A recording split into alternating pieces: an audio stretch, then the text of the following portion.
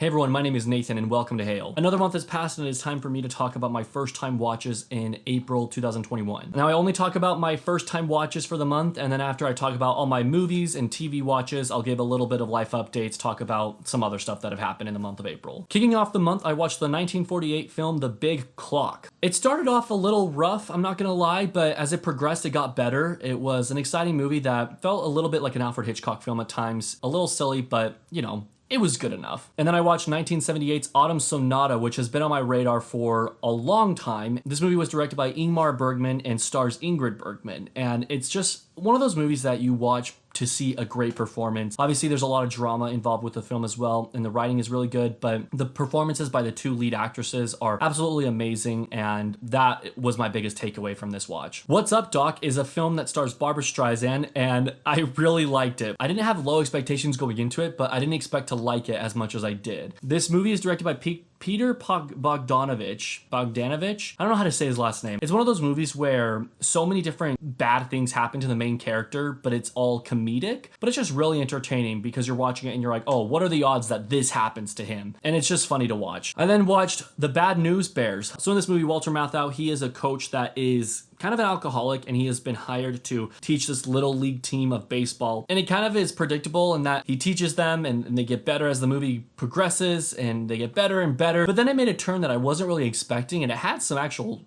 pretty dramatic scenes that I wasn't expecting out of this comedy. And so for that, it was better than I thought it was going to be. And it was cool to see Tatum O'Neal in a movie once again. Surprisingly enough, I had never seen the movie Cloverfield from 2008. I raved so much about how much I love 10 Cloverfield Lane, and yet I haven't even seen its predecessor, Cloverfield. I watched it with my roommate on one of my last nights of going to college, and it was just a fun movie to watch. And both of us were invested. Both of us were having a great time with it. It's found footage film done right. And on top of that, Matt Reeves is a great director, and you better believe I'm excited to see the Batman movie. Then I checked out the Best Picture winner, Slumdog Millionaire. It's a movie about a man who is on an Indian version of Who Wants to Be a Millionaire, and basically he gets to the $1 million question, and up to that point, he's gotten all the questions correct, obviously. And so they have suspicion of foul play, that he's cheated, and somehow he knew the answers before going on to the show. But the whole entire movie is actually the evidence that he, in fact, does know the answers to each of the questions. It's a movie that's very well done, very well put together, and honestly a pretty creative idea, and so I appreciated it for that,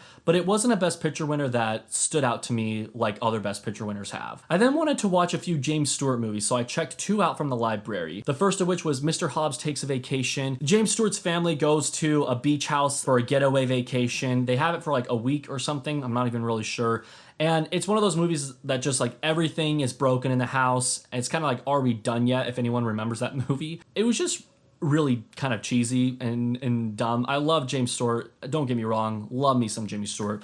But there's some narration that at times worked well and other times was just really cheesy. It's another James Stewart movie I've seen, so that's the biggest thing I took away from it. Unfortunately, I also didn't really love the other James Stewart movie I watched, and that was The FBI Story. This one was definitely better than Mr. Hobbs Takes a Vacation, but its biggest problem was that it was just super long, like 2.5 hours, and it didn't need to be that long. You could have trimmed so much out of it. But it's focusing on this fictional FBI character and basically the different cases that he took while being an FBI agent. The movie is so long that all the tonal shifts kind of annoyed me more than anything else. I would have, I think, just preferred to stick with one genre and one story rather than seeing 5 different genres and different stories that I don't care about. He watches his daughter give a speech at school, and she's like stuttering over the speech and she's having a hard time.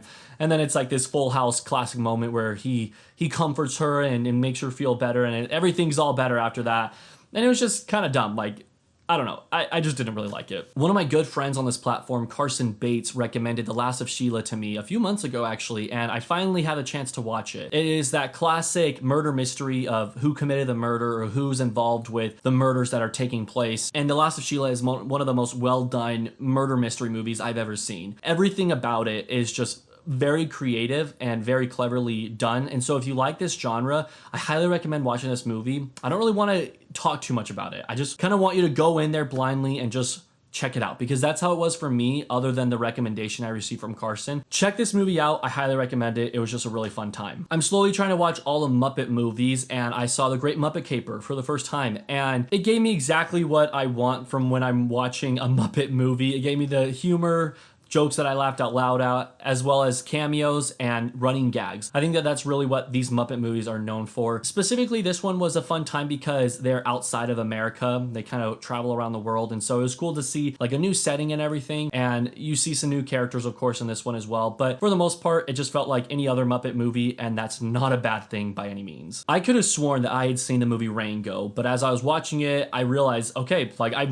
I don't recognize this movie at all. And so I watched it for a video that I made earlier this month, and I actually really enjoyed it more than I thought I would have. Rango is just a fun movie. It's creative and it's original too. And then I checked out Invasion of the Body Snatchers. It's a little corny, but you gotta just have fun with it. I think the best part about it was just seeing so many young actors in the movie. Like you see a young Donald Sutherland, of course, you see a young Jeff Goldblum, and then you see an older Veronica Cartwright. She was the little girl who was in The Birds, and then she was also in a Twilight Zone episode. And so it's just cool seeing all of them together in one movie. The movie itself is pretty silly, but it's exciting enough and it's unsettling enough to still live on today. And then I watched a Kino Lorber purchase I made about a month or two ago called The Suspect. Basically, Charles Laughton is a suspect in a crime that was committed, and it's about whether or not he was actually guilty of that crime. I'm not gonna lie, the first like 45 minutes or so was very slow, and the movie's only about an hour and a half long, and so didn't really leave that good of a taste in my mouth. It definitely got better the second half. Before that, it wasn't anything too memorable, and I didn't like it as much as I wish I would have. I then checked out Sidney Lumet's famous Dog Day Afternoon, which is considered by many to be his best, or at least one of his best. It wasn't quite what I was expecting. I was expecting an intense bank robbery movie, and while there were some tense moments, it was mostly a comedy. In fact, the first half, I was like, wow, this is actually a really funny movie, and I wasn't expecting it to be that way. Overall, what I got, including the comedy and the drama and the suspense, it turned out to be a great movie. I really did enjoy it, and I can see why people consider it to be one of Sidney Lumet's best, because it definitely is one of my favorites of his. Plus, Al Pacino, man, he gives a great performance in this movie. Sidney Lumet, man, he just has me coming back for more and more. I then watched another movie directed by him, and it is called Death Trap. The movie started, and it didn't completely had my attention, but the moment Christopher Reeves came into shot, I was just engaged completely with the whole entire movie. He's an actor that, honestly, I really like. The problem is, I've only seen him in the Superman movies and Somewhere in Time. But seeing him in a new movie makes me happy, because I know that I like the guy. He gave a great performance. There's also a young Michael Caine who's the lead actor in this film, and he also gives a good performance. It was very meta. Basically what's happening is they're writing a play about a crime that has already taken place. The play isn't finished yet because the crime hasn't finished yet. And so the play is being written as the crime is real life being enacted. And so if that doesn't interest you, I'm not sure what will. Plus it's Sidney Lumet, so it has those funny twists, and there are a lot of them, let me tell you, and a really satisfying ending too. So I highly recommend Death Trap. I then checked out a Billy Wilder film, The Fortune Cookie. This movie was the first time that Jack Lemmon and Walter Matthau teamed up for a movie together. I can't say that I was too impressed by this movie. To be honest, it felt like any other team-up movie they've done. They always play the same character when they're acting together, and it kind of annoys me a little bit, if I'm being honest. I'd like to see a little bit more variety. Jack Lemmon is pretending that he's handicapped so that they can win some money in a great big lawsuit, and the whole entire movie is them getting away with that. Like, do they get away with it, or do they not get away with it? Find out at the end of the movie. But it was 2 hours, 15 minutes, much longer than it should have been, and it just wasn't as funny as other Wilder films. Like, I can see why this one isn't as well known as his other movies. And then I ended the month off with watching Francis Ford Coppola's The Conversation. While I was watching it, I definitely can see why so many people love it, but it was just a very slow-moving movie. It had some really cool scenes and some even suspenseful, kind of intense scenes, but overall, it's a movie that when it ended, I appreciated it for what it was, but I didn't love it by any means. And it's not even a movie that I know I'll ever watch again, for that matter. Of you guys have that movie in your life where you recognize it as, okay, I can see why people love this movie so much, but it wasn't my favorite. That's The Conversation for me. As far as TV shows go, the only one that I completed in April was The Falcon and the Winter Soldier, like many of you. It wasn't a TV show that I thoroughly loved, but I am very happy that it exists because it gave us more character development for Sam and for Bucky, and it was cool to see the different adventures that they go on together. Plus it had a fun little story, an exciting story, and I think my favorite takeaway from this whole entire series, besides the ending of it with Sam and what happens there is John Walker. I really liked the character of John Walker. He was one of those villains, kind of like Professor Umbridge in Harry Potter, where you love to hate the villain. I felt that way with John Walker, and so I enjoyed it. It was good. That does it for the movies and TV shows I watched this month. So now let's talk a little bit about some books I read. I read 2 books. It was Harry Potter and the Chamber of Secrets and Harry Potter and the Prisoner of Azkaban. This is an anniversary edition of the series, and I really like it. I'm rereading all the books, and I want to do videos on either the books or the movies or both. I'm still undecided. However, rereading both of these books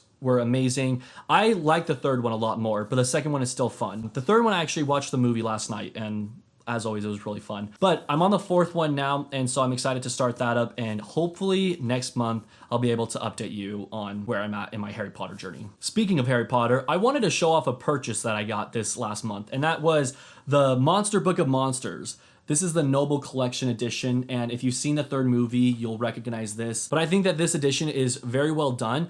It's a plush, which I'm not a super big fan of. However, it looks good on the outside. I just wish that on the inside, it was an actual book. Instead, it's like a plush, so it's all very soft. I've seen other editions of this created, and this is my favorite one from the Noble Collection. So I'm really excited to have this in my Harry Potter collection. As far as life updates go, if you don't follow me on Instagram, then you probably didn't know that I graduated college, and I got a Bachelor's of Science in Healthcare Administration, which I'm really excited about and pumped about. Because I graduated college, I moved away from Idaho and I'm back in Arizona, so I'm spending the summer in Arizona, which I'm excited about. The weather is getting hotter, which I'm not excited about, but at least I can swim now, I guess. Other fun little updates. If you're watching this today on May 1st, that is the day that this is released, I am currently watching movies for 24 hours. So keep an eye out for my 24-hour movie marathon coming out in a week or so. And if there are any videos you missed from me in the month of April, just want to shout them out. I ranked Pete Docter's complete filmography, so he's the director of Monsters, Inc., Inside Out, Soul, and Up, so I ranked all his movies if you want to see that video. And then I did a live stream announcing the 24-hour movie marathon, which I'm currently doing right now if you're watching on May 1st. I then ranked every best animated feature at the Oscars, and so if you want to see all 20 of those movies ranked, including Soul, definitely make sure to check out that video. I released a rant video on how dumb the Oscars are, and so if you want to hear me rant about the Oscars for 8 minutes,